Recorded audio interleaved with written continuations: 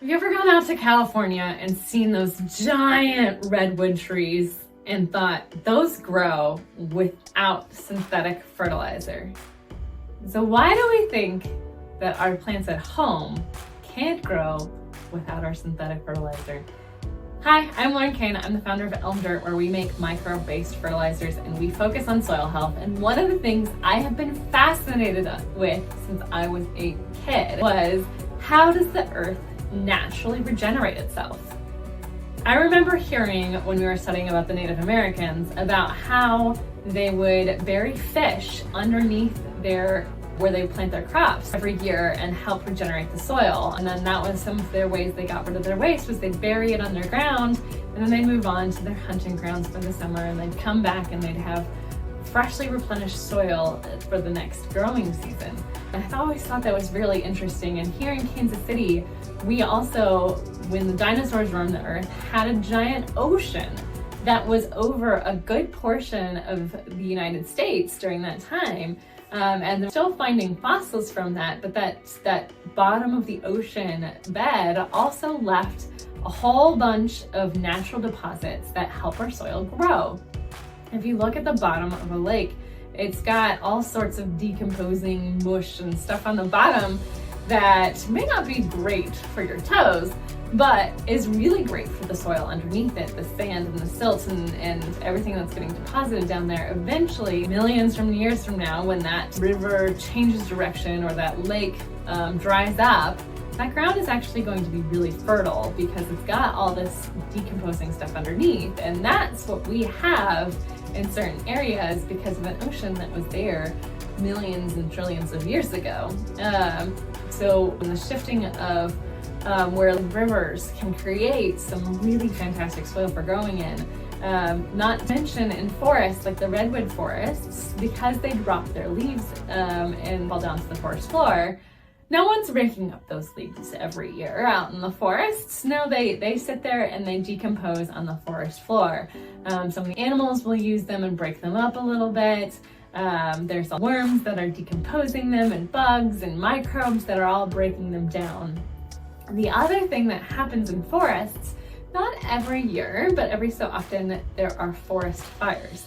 They would be happening whether we as humans existed or didn't, because you know what? There's a lightning strike that happens and it strikes the forest. If there's enough leaf litter down on the bottom that's dry enough, it will spark a fire.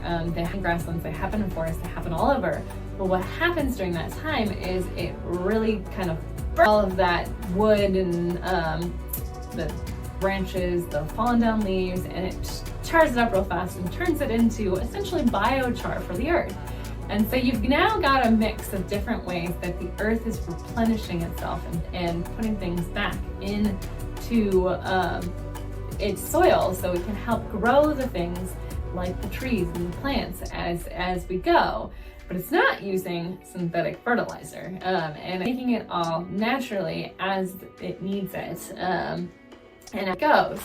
Another thing that also really fascinated me was when a volcano erupts, it's so much devastation, right? There's so much ash that goes into the air. It clogs out the light. It can throw it down and kill all the plants in the area. But one of the things you notice after it has a chance to cool and has a chance to settle after a volcanic eruption is that earth is now suddenly super fertile, because the ash from the volcano is throwing out all sorts of different nutrients and different things that help certain plants grow. And there's so many different ways that the earth naturally replenishes itself. And when I was starting Elm Dirt, that's one of the things I did a lot of research into, was how to kind of ways that the earth naturally replenishes itself and boost natural sources. And some of the ways we do that is through the natural ingredient selection. So we use biochar in our products, we use kelp from the ocean, we use azomite from volcanic eruptions, that's the ash that comes off of it.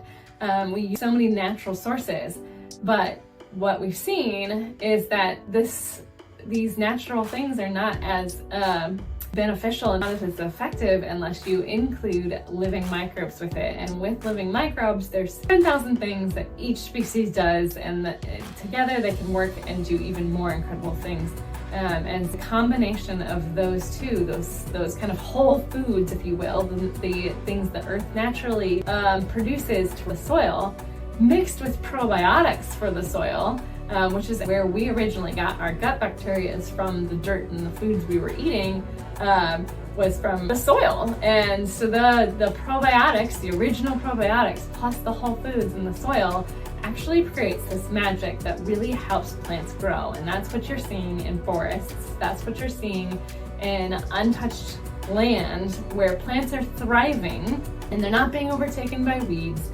And they're growing to really tall heights, all without human intervention. And it's because Earth knows that it needs whole foods and probiotics to help these plants grow, and it's supplying all of those every year as it regenerates itself. Sometimes it creates it all in one big chunk with a volcanic eruption. Sometimes it's there millions of years in the past that now has been passed on to our generation. And it's a really thing to see the focus on soil health as we start to get into talking about regenerative farming and regenerative agriculture and regenerative ways of growing in your own home.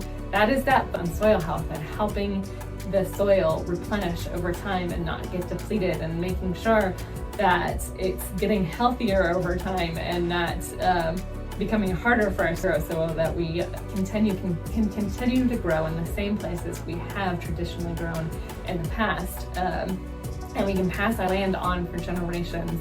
And so it's that focus, making sure we are being good stewards of our environment. But beyond just saving the environment, there are some immediate you can have in your own garden if you started regenerative techniques today.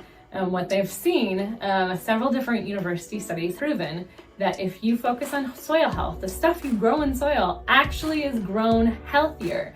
So your tomatoes have more antioxidants, your food is more nutrient dense.